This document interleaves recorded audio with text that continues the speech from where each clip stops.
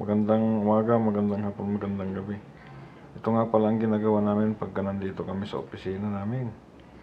So, yan. Ipapakita ko sa inyo ang checklist sa fire alarm, yung video ng fire alarm, paano namin kine-check yung fire alarm system namin. So, una is mayroon kaming tinatawag na schedule ng testing, PPM, at saka inspection. So, ito yun. Papakita ko sa inyo. Yung PPM schedule namin. Preventive Maintenance, Inspection, and Testing Schedule. So, nandyan siya. Yan siya. I-check namin yung system kung okay lahat. Yan, katulad niyan, papakita ko sa inyo. Yung system namin, normal siya. Nakaganyan siya, naka-green lahat. No fault. Yan ang system namin. Yan.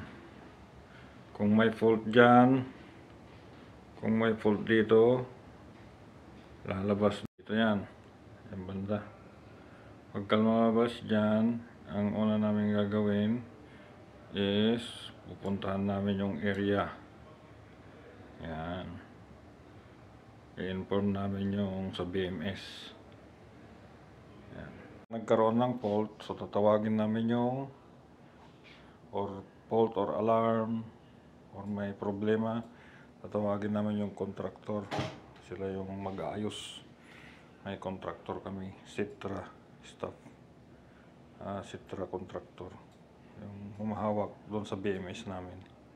So sila pagka may sira, may construction na gagawin, sila yung tawag doon, tatanggal, tapos gagawa kami ng impairment report.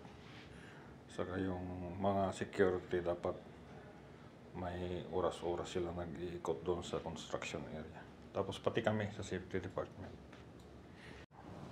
Yan, ipapakita ko rin sa inyo yung testing report galing sa subcontractor namin. Yan. Okay.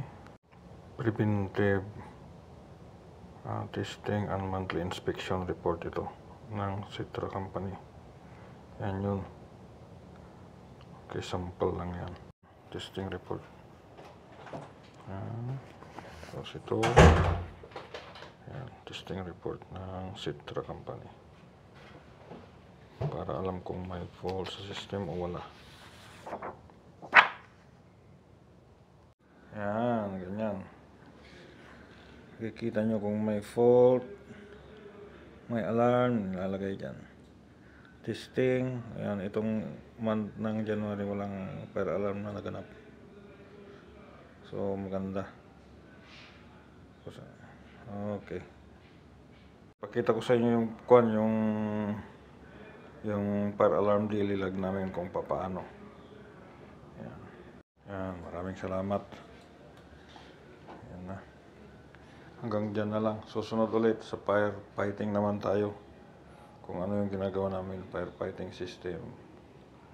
Ayan, papakita ko sa inyo.